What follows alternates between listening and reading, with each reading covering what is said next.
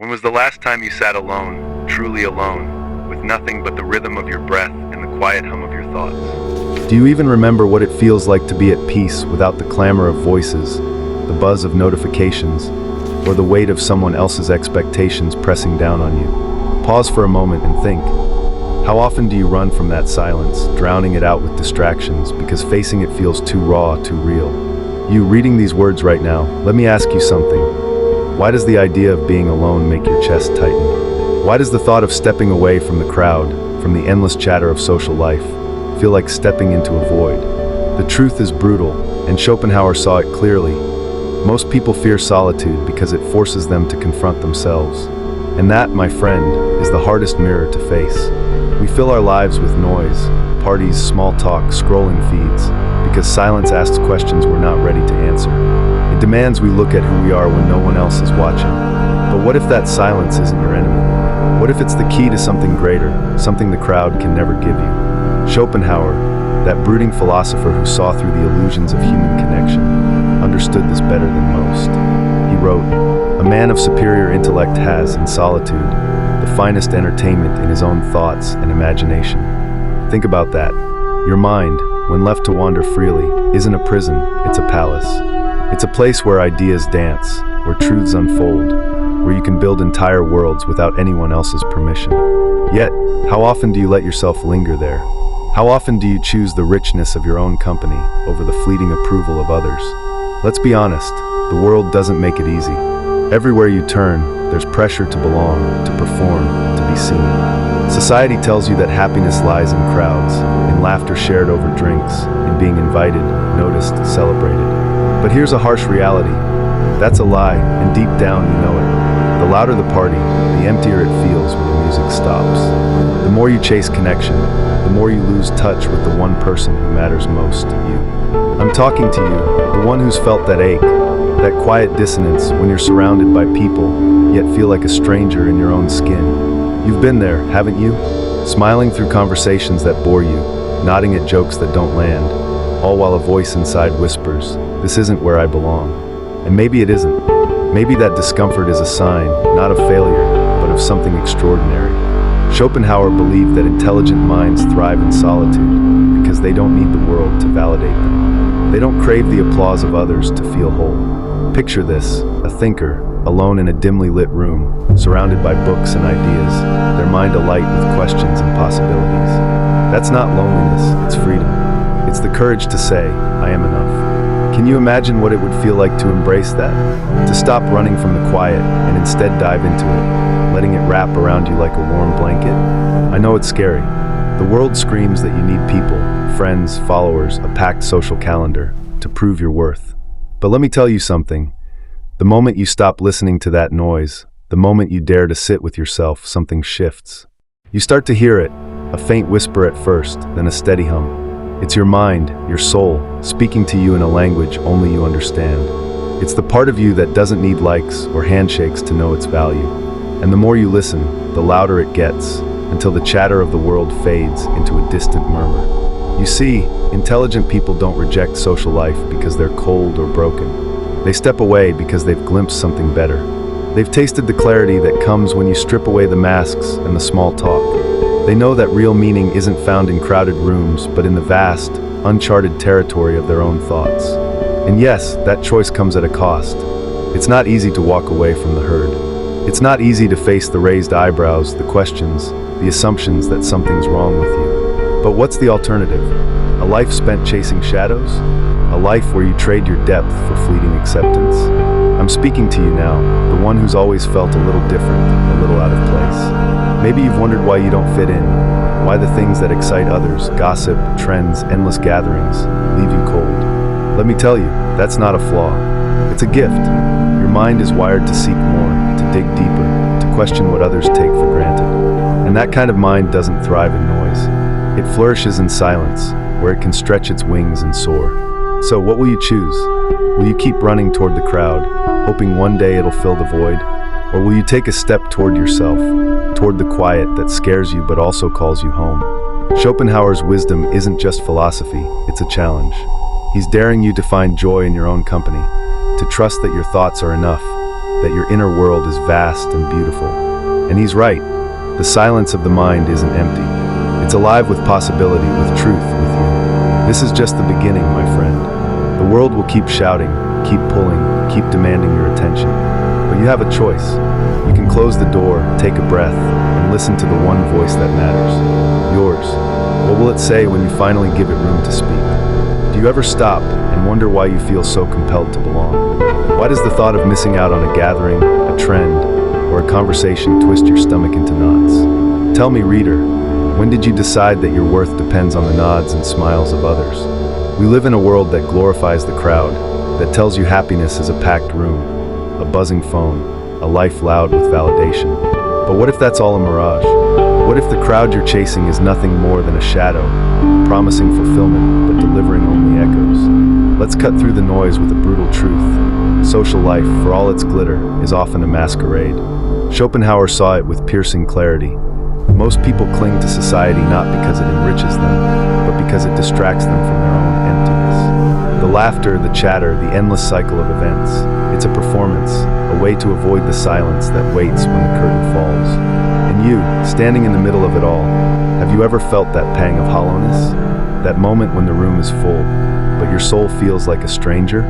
I'm talking to you, the one reading these words, the one who's smiled through conversations that felt like a chore, who's lingered at gatherings wondering, is this all there is? You're not alone in that feeling, but the world doesn't want you to know that. Society thrives on the illusion that connection is the cure for everything. Loneliness, doubt, even the ache of not knowing who you are. But here's the thing, no amount of applause can fill a void that only you can understand. No number of friends can answer the questions your mind whispers in the dark. I once knew a man, a scientist named Daniel, who seemed to have it all. He was brilliant, charismatic, invited to every conference, every dinner, every debate. People gravitated to him, drawn to his sharp wit and easy charm. But one evening, over a quiet coffee, he confessed something that stayed with me. "I hate it," he said, his voice low, almost ashamed. "The crowds, the small talk, the pretending. It's like I'm playing a role in someone else's story. When I'm alone, working, thinking, that's when I feel alive." Daniel spent years chasing the approval of others, thinking it would make him whole. But the more he leaned into the crowd, the further he drifted from himself. One day he stopped. He started saying no, to invitations, to expectations, to the pressure to perform. He poured his energy into his research instead, into ideas that lit up his mind like stars. And you know what? He found something no party could ever give him, purpose. Schopenhauer would have nodded in recognition. He saw society as a trap for the intelligent mind, a place where truth is diluted by compromise and depth is traded for pleasantries. He wrote, or might as well have, "Society is too often a cheap substitute for the wealth within." Those words hit hard, don't they? They force you to ask, how much of your life have you spent chasing a substitute? How many hours have you given to people who don't see you, to conversations that don't move you, to a version of yourself that feels like a lie? Look around, reader. Look at the world we've built, a world obsessed with being seen, being liked, being something in the eyes of others. Scroll through your feeds and you'll see it. Endless posts screaming for attention, curated lives begging for a double tap. It's a circus, and we're all performers, juggling masks to keep the audience clapping. But what happens when the show ends? When the lights go out and you're left with just you, your thoughts, your fears, your quiet, stubborn heart. That's when the illusion crumbles. That's when you realize the crowd can't save you. And yet, we keep chasing it. Why? Because it's easier. Easier to blend in than to stand apart. Easier to laugh at a joke you don't find funny than to walk away. Easier to nod along than to admit you're starving for something deeper. But you, reader, you're not built for easy. There's a fire in you, a restless spark that refuses to settle for surface-level noise. You've felt it, haven't you? That pull towards something more, something real, something that doesn't dissolve when the party's over. It's why you're here, reading this, searching for answers the crowd can't give. Let me ask you this, what are you afraid of? Are you afraid that if you step away, you'll disappear? That if you stop playing the game, you'll lose your place in the world? Let me tell you a secret Schopenhauer knew well. The world doesn't own you. Your place isn't in the crowd. It's in the truth you carry, in the ideas that burn in your mind, in the courage to be yourself when no one's watching. The intelligent mind doesn't need a stage to shine. It doesn't need an audience to matter. It thrives in the quiet spaces, where questions bloom and answers take root. I know it's not a simple choice. The crowd is loud, seductive, relentless. It promises belonging, safety, a shield against the fear of being different. But belonging comes at a cost. It asks you to shrink, to soften your edges, to trade your depth for a seat at the table. And every time you do, a piece of you fades. Every time you say yes to a life that doesn't fit, you say no to the one that's waiting. The one where your mind is free, where your thoughts are your home, where you don't have to pretend. Picture this, a moment of defiance. You turning down an invitation not out of spite, but out of loyalty to yourself. You closing the door on noise and opening one to silence. You sitting with a book, a pen, a question, and letting your mind run wild. That's not rejection, it's rebellion. It's a refusal to let the crowd define you. It's a declaration that your inner world is enough, that it's vast and wild and worth exploring. Can you feel the power in that? The thrill of choosing yourself over the illusion? Schopenhauer's wisdom cuts like a blade. The crowd is a distraction, a veil that hides what matters. The intelligent don't shun society because they're aloof or broken.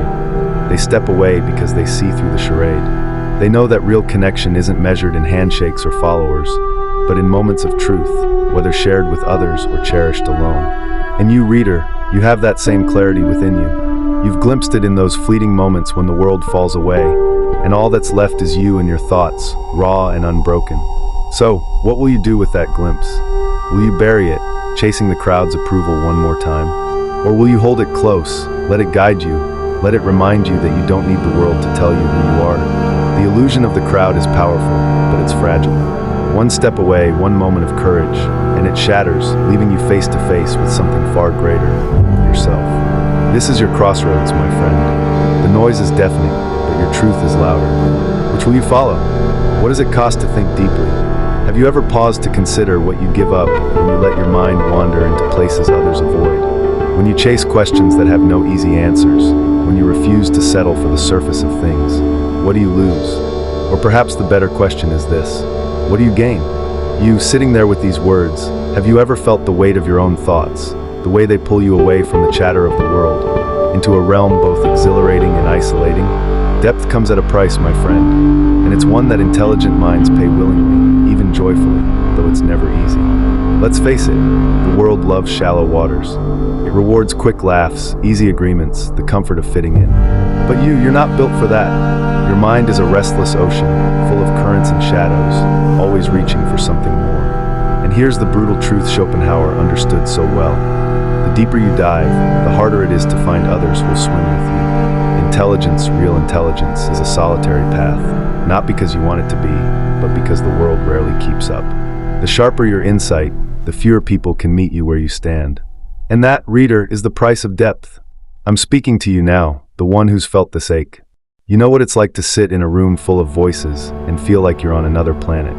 You've tried to share your thoughts, your questions, only to be met with blank stares or polite nods that scream misunderstanding. Maybe you've even dimmed your light, softened your edges, just to feel less alone. But every time you do, something inside protests, doesn't it? A quiet, stubborn voice that says, "This isn't me." That voice is your truth, and it's begging you to listen. I once met a woman named Elena, a novelist whose words could break your heart and mend it in the same breath. She was brilliant, the kind of person who saw the world in colors others couldn't name. But brilliance came with a shadow. Elena spent months, sometimes years, alone, wrestling with her stories, her ideas, her demons. She told me once, over a cup of tea in her cluttered apartment, "People think writing is glamorous, but it's mostly me, sitting in the dark, trying to make sense of things no one else cares about." She could have chosen an easier life, cocktail parties, teaching gigs, a social circle to cushion her days. But Elena said no. She chose her craft, her depth, even when it meant long nights with only her thoughts for company. "The world is loud," she said, "but truth is quiet. You have to be still to hear it." Schopenhauer would have understood Elena's choice. He saw what depth demands, how it sets you apart. He wrote, "Great minds are always solitary, for their thoughts find no echo in the crowd." Those words sting, don't they? They remind you that the price of seeing clearly is often standing alone. The crowd loves what's simple, what's familiar, what doesn't challenge its comfort. But you, with your restless mind, you can't help but challenge. You question, you probe, you peel back the layers until you hit something raw and real. And that's when the gap widens between you and the world. you and the people who'd rather stay on the surface. Look at yourself, reader. How many times have you bitten your tongue, held back a thought because you knew it wouldn't land? How many times have you felt like an outsider, not because you're broken, but because you see too much? That's the cost Schopenhauer warned of. Depth isolates, not because you're cold or aloof, but because most people fear the deep end. They cling to small talk, to routines, to the safety of what's known. But you're different. Your mind is a torch burning bright, and it demands space to blaze. It demands silence to think, solitude to grow, courage to keep going when the world turns away. And make no mistake, the world will turn away. It will call you strange, distant, too intense. It will whisper that you're missing out, that life is happening somewhere else, in crowded bars or buzzing group chats. But let me ask you this, what are you really missing? Empty banter? Smiles that don't reach the eyes? Moments that evaporate the second you walk away? Or is it something else, the fear of being forgotten, of fading into irrelevance if you don't play the game? Be honest, reader. What scares you more, standing alone, or losing yourself in a crowd that doesn't see you? The price of depth is steep, but it's not a punishment. It's a choice, a declaration that you'd rather wrestle with truth than drift in comfort. Every time you say no to the noise, every time you choose your thoughts over the crowd's applause, you're paying that price. And with every payment, you gain something priceless, yourself. Not the version the world wants, but the real you. The one who wonders, who dreams, who dares to ask why when others shrug and move on. That's what Elena found in her quiet apartment, what Schopenhauer found in his solitary walks, what you can find if you're brave enough to keep going. I know it's heavy. The weight of your own mind can feel like a burden some days, especially when the world seems so light, so carefree. You see people laughing, connecting, floating through life, and you wonder if you're the one doing it wrong. But you're not. You're just playing a different game, one with higher stakes and greater rewards. The crowd chases moments, you chase meaning. They seek approval, you seek truth. And truth, reader, is a lonely hunter. It doesn't live in packed rooms or trending hashtags. It lives in the spaces you're afraid to enter, the quiet, the unknown, the depths of your own soul. So, what will you do with that fear? Will you let it pull you back, tempt you to trade your fire for a flicker of belonging? Or will you lean into it, let it sharpen you, let it remind you who you are? Schopenhauer's wisdom is a lifeline here. Depth is your strength, not your curse. The world may not understand, but it doesn't have to. Your mind is a universe, vast and untamed, and it's yours to explore. Every question you ask, every doubt you face, every moment you spend alone with your thoughts, it's all part of the journey. It's all part of becoming. Picture this, you standing at the edge of your own depths, staring into the unknown. The crowd is behind you, calling you back with promises of warmth, of ease, of a life without questions.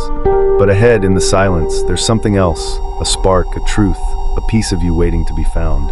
Which way do you go? The answer isn't simple, but it's yours to choose. The price of depth is loneliness, yes, but it's also freedom. Freedom to think, to feel, to be exactly who you are, no apologies needed. I'm not saying it's easy. There will be nights when you crave connection, when the solitude feels like a wall instead of a window. There will be days when you doubt yourself, when the world's laughter sounds like a song you'll never sing.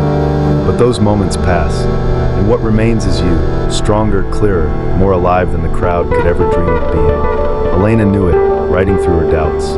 Schopenhauer knew it, walking his solitary path. And you know it, too, even if you're still learning to trust it. This is your call, reader. The price of depth is real, but so is its reward.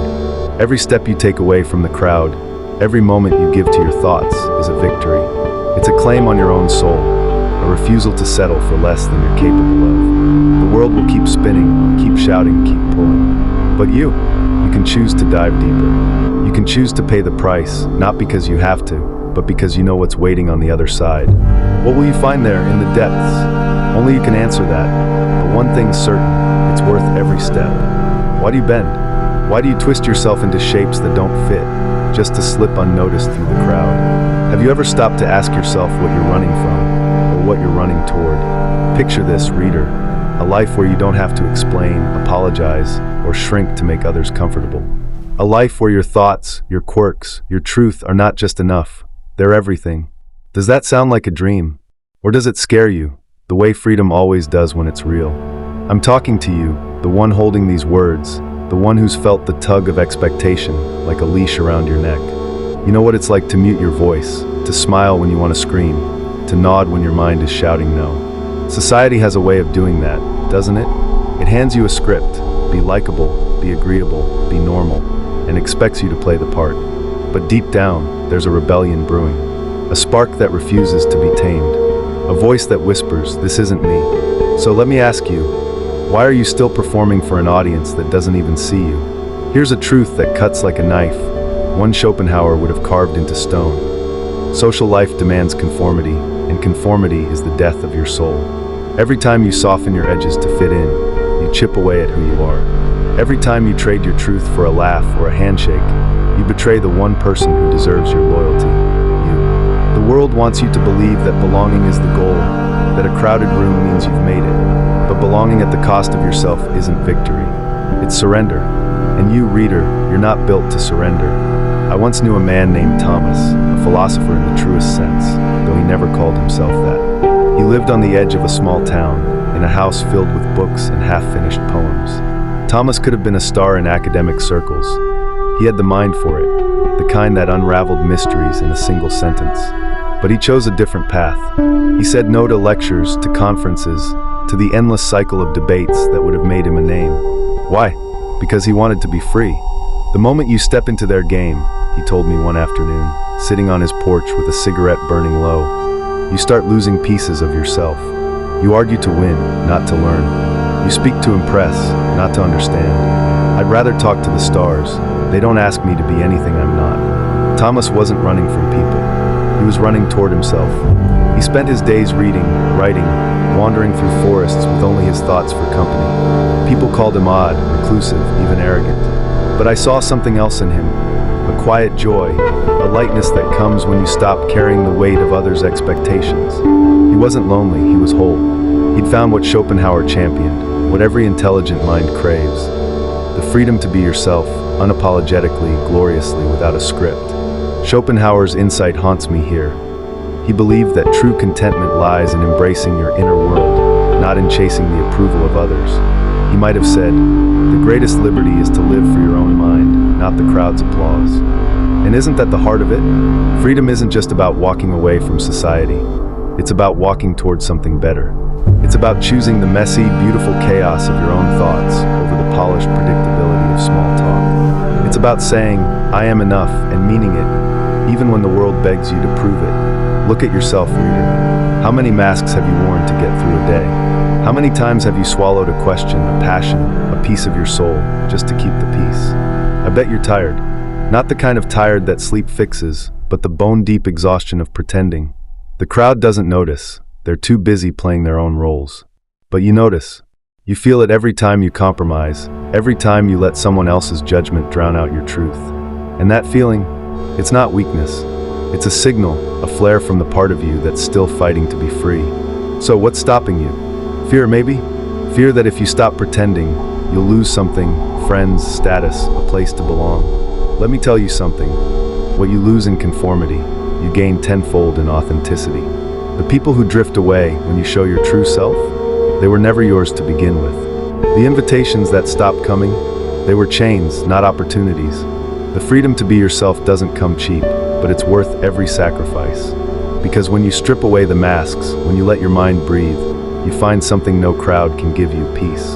Imagine it for a moment. You standing tall, not because others approve, but because you approve. You speaking your truth, not because it's popular, but because it's yours. You alone with your thoughts, not as a last resort, but as a deliberate choice, a celebration of the universe inside you. That's what Thomas found on his porch, what Schopenhauer found in his solitary musings, what you can find if you dare to let go. Freedom isn't loud. It's not a packed room or a trending post. It's quiet, steady, unshakable. It's the moment you realize you don't need the world to tell you who you are. I know it's daunting. The crowd is a siren, singing promises of connection, of safety, of a life that looks good on paper. And stepping away feels like stepping off a cliff. What if no one follows? What if you're left alone? But here's the secret Schopenhauer knew. You're never truly alone when you're with yourself. Your mind is a companion, a guide, a world that never runs dry. The more you trust it, the less you need the crowd's validation. The more you embrace your depth, your strangeness, your fire, the less you fear the fall. Let me ask you this. What would it feel like to stop running? To stop hiding? To look in the mirror and see not a role, but a soul, flawed, fierce, alive? You've tasted it, haven't you? Those fleeting moments when you let yourself be, when you spoke without censoring, thought without doubting, lived without apologizing. Those moments are your truth, reader. They're the map to your freedom. And every time you choose them, every time you say no to the crowd and yes to yourself, you get closer to home. The world won't make it easy. It will tempt you with comfort, distract you with noise, shame you for daring to stand apart. But you're stronger than that. You're not here to blend in, you're here to burn bright. Thomas knew it, sitting with his poems and his stars.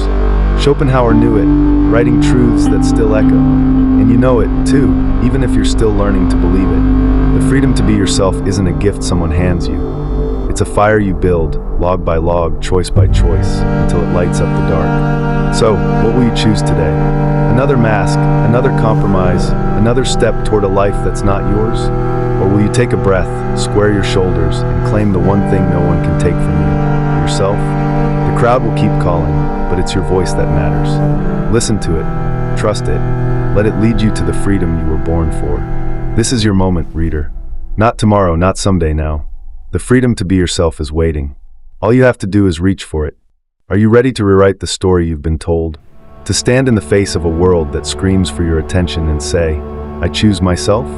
Tell me, reader, when did you start believing that solitude is a curse, a shadow to flee from? What if it's not a punishment but a crown, a hard-won victory that only the brave can claim? You've journeyed with me through the noise of the crowd, the weight of depth, the rebellion of being yourself. Now here we are, at the edge of something vast and quiet. The question isn't whether you'll step forward, it's whether you'll dare to see that step as triumph. I'm speaking to you, the one holding these words like a map, the one who's felt the pull of something deeper, something the world can't touch. You've known it all along, haven't you? That ache when the laughter fades, that spark when you're alone with your thoughts, that stubborn fire that refuses to bow to expectation. Society calls it loneliness, paints it as failure, as something to fix with more friends, more noise, more proof that you belong. But Schopenhauer saw through the lie, and so do you. Solitude isn't exile. It's home. It's the place where your mind breathes, where your soul speaks, where you become more than a role in someone else's play. Let's be clear, the world doesn't want you to know this. It thrives on your fear, on the idea that without a crowd, you're nothing. It whispers that you need validation, connection, a packed calendar to matter. But pause for a moment and ask yourself, when have you felt most alive? Was it in a room full of voices, competing to be heard?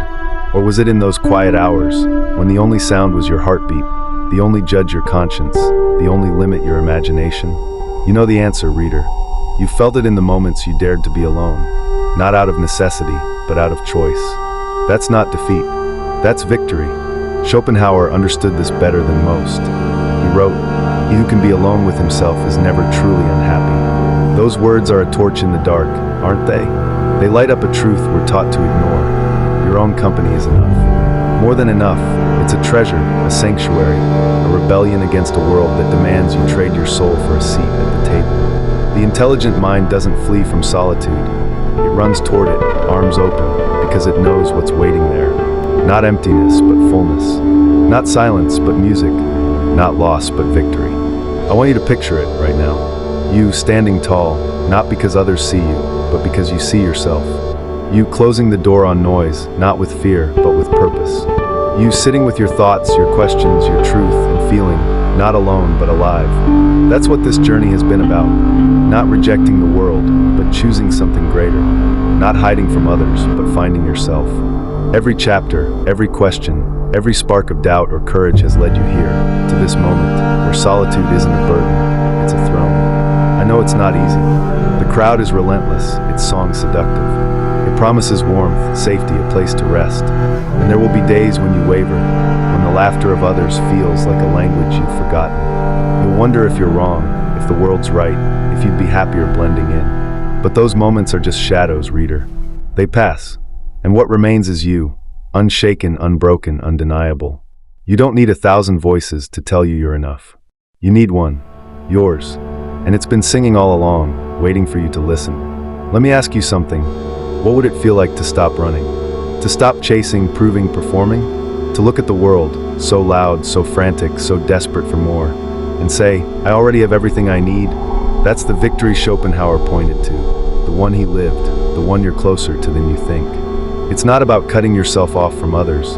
It's about refusing to lose yourself to them. It's about knowing that your mind, your heart, your truth are a universe worth exploring, worth defending, worth celebrating. I've seen it, I've seen people step into that victory, claim it like a birthright. There was a woman I met once, an artist who walked away from a glittering career to paint in a tiny cabin by the sea. She told me, I used to think I needed galleries, critics, crowds, but out here, with just me and the waves, I found my colors. There was a man, a thinker, who left a city buzzing with opportunity to live quietly, writing letters to no one but himself. I'm not lonely, he said. I'm free. These aren't stories of retreat, they're stories of conquest. They're proof that solitude, when chosen, is power.